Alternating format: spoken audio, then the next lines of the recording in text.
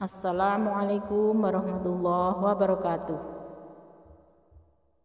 Sedikit pada kesempatan kali ini saya akan membacakan nasihat-nasihat dari Luqman Al-Hakim alaihissalam. Dalam sebuah hadis yang diriwayatkan oleh Imam Ahmad dan Imam Baihaqi dalam kitab Mishkat, an Abi Musa radhiyallahu anhu qala Rasulullah sallallahu alaihi wasallam, man ahabba dunyahu adarra bi akhiratihi wa man ahabba akhiratahu adarra bi dunyahu fa athiru ma yabqa ala ma yafna. Dari Abu Musa radhiyallahu anhu berkata bahwa Rasulullah sallallahu alaihi wasallam bersabda, barang siapa mencintai dunia maka dia merusak akhiratnya, dan barang siapa yang mencintai akhirat maka nampak seolah-olah membinasakan dunianya. Jadi karena hal itu wajar, utamakanlah yang kekal yaitu akhirat daripada yang fana atau dunia. Hadis riwayat Imam Ahmad dan Imam Baihaqi dalam kitab Mishkat.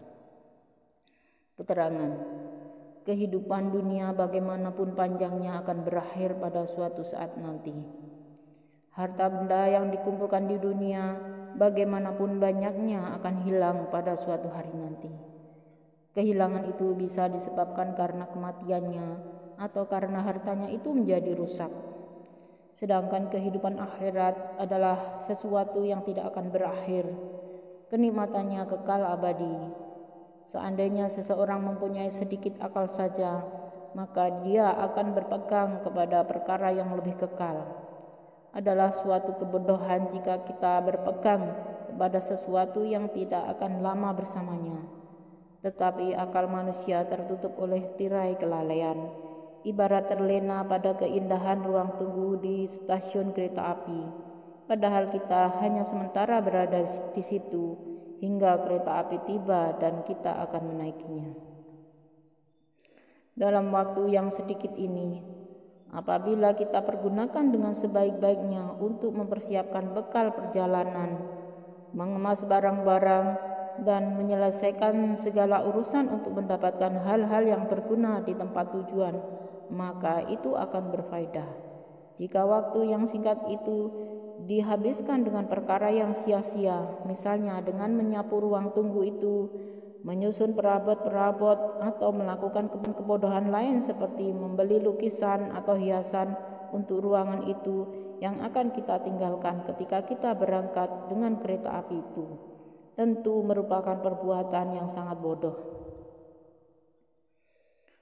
Hadis di atas memberi peringatan agar kita tidak mencintai dunia, sebab perasaan cinta sering menguasai sehingga menjadikan seseorang merasa bahwa dirinya sepenuhnya menjadi milik yang dicintainya.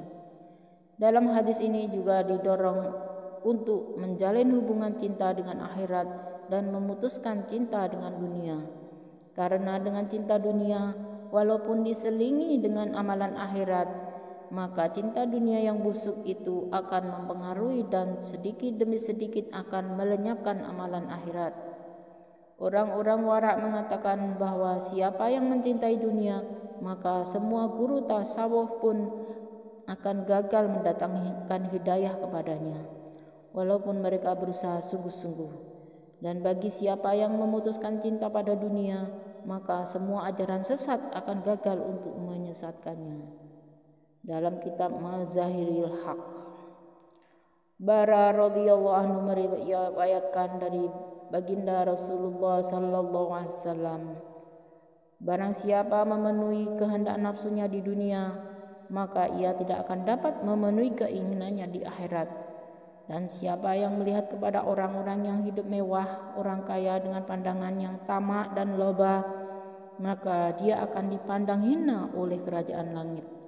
Siapa yang bersabar dengan rezeki yang sedikit, maka dia berpegang pada tempat kediaman yang istimewa di surga Firdaus. Dalam kitab Durul Mansur. Luqman alaihissalam adalah seorang ahli hikmah yang terkenal, sehingga di dalam Al-Quran disebutkan nasihat-nasihatnya. Beliau seorang hamba dari Habsyah yang berkulit hitam. Dengan limpahan rahmat dan karunia Allah SWT, beliau menjadi hakim. Beberapa riwayat menyatakan bahwa Allah SWT telah memberikan pilihan kepada beliau apakah hendak menjadi raja atau hakim.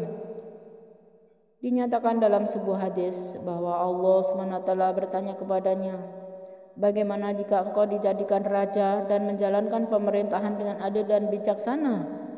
Beliau menjawab, "Jika ini adalah perintah dari Tuhanku, maka aku tidak dapat beralasan, sebab dalam keadaan demikian aku akan menerima pertolongannya. Tetapi jika aku diberi pilihan untuk menerima atau menolaknya, maka aku memohon ampun. Aku tidak suka menanggung musibah." Para malaikat bertanya, "Mengapa wahai Luqman?" Beliau menjawab, "Kedudukan dalam pemerintahan itu sangat sulit, hal yang tidak disukai serta berbagai kezaliman mengelilinginya. Hanya dengan pertolongan Allah sajalah yang dapat menyelamatkannya. Jika ia menjalankan pemerintahannya dengan adil, maka dia akan berhasil. Jika tidak, maka dia akan tergelincir dari surga. Manusia yang hidup di dunia dalam keadaan hina dina adalah lebih baik daripada hidup mulia dan hebat kemudian rusak dari segi akhiratnya. Siapa yang mengutamakan dunia di atas akhirat, maka dunia tidak akan dimilikinya dan akhirat pun akan terlepas." Mendengar jawabannya, para malaikat merasa heran. Kemudian beliau tidur dan Allah SWT mengaruniakannya dengan ilmu hikmah. Ini terdapat dalam kitab Durrul Mansur.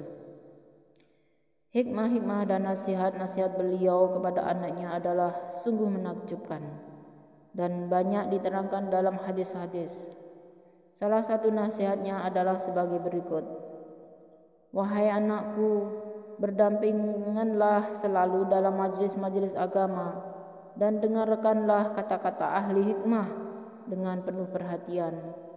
Dengan cahaya hikmah itu Allah SWT menghidupkan hati-hati yang mati sebagaimana dia menghidupkan tanah yang mati atau kering kerontang dengan air hujan yang lebat."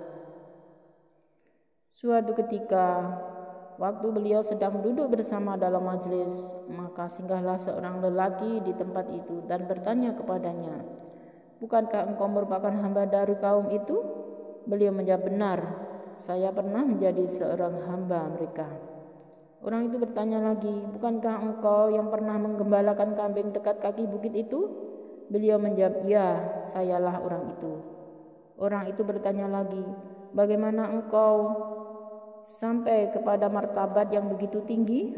Beliau menjawab, "Disebabkan oleh beberapa hal yang telah saya lakukan dengan sungguh-sungguh. Beberapa hal itu adalah takut kepada Allah, berkata benar, menunaikan amanah dengan sempurna, dan mengelakkan diri dari perbuatan sia-sia."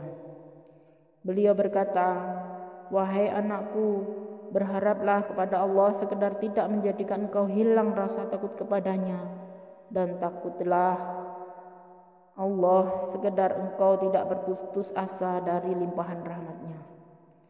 Anaknya bertanya, "Bagaimana dapat menaruh perhatian kepada keduanya, takut serta harap, sedangkan hati ini hanya satu?" Beliau menjawab, "Demikianlah ciri-ciri orang beriman, seolah-olah mempunyai dua hati. Di dalam salah satunya ia menyimpan harapan yang sempurna dan di dalam satunya lagi dia menaruh rasa takut yang sempurna kepada Tuhannya." Beliau juga berkata, "Wahai anakku, bacalah Rabbighfirli sebanyak-banyaknya, karena di sisi Allah SWT ada waktu-waktu tertentu. Jika engkau meminta kepadanya, pasti akan dikabulkannya. Wahai anakku, tiada amalan soleh tanpa keyakinan kepada Allah SWT. Siapa yang mempunyai keyakinan yang lemah, maka amalannya menjadi cacat. Anakku, jika setan mencoba menimbulkan keraguan-raguan di dalam hatimu, maka kamu hendaknya mengalahkannya dengan keyakinan. Apabila setan menjadikan kamu malas melakukan amal soleh, maka atasilah dengan mengingat kubur dan kiamat. Dan apabila dia mendekatimu dengan menarik perhatianmu kepada kesenangan dunia atau takut pada kesusahan dunia, maka beritahukanlah kepadanya bahwa dunia ini adalah sesuatu yang pasti akan berakhir dalam keadaan bagaimanapun.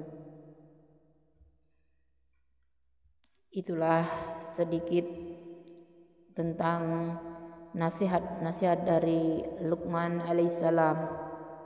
Semoga kita dapat mengambil hikmahnya dan kita bisa sedikit memikirkan tentang nasihat-nasihat beliau alaihissalam. Terima kasih telah menyimak. Semoga bermanfaat. Insya Allah kita ketemu lagi dalam kesempatan yang akan datang. Wassalamualaikum warahmatullahi wabarakatuh.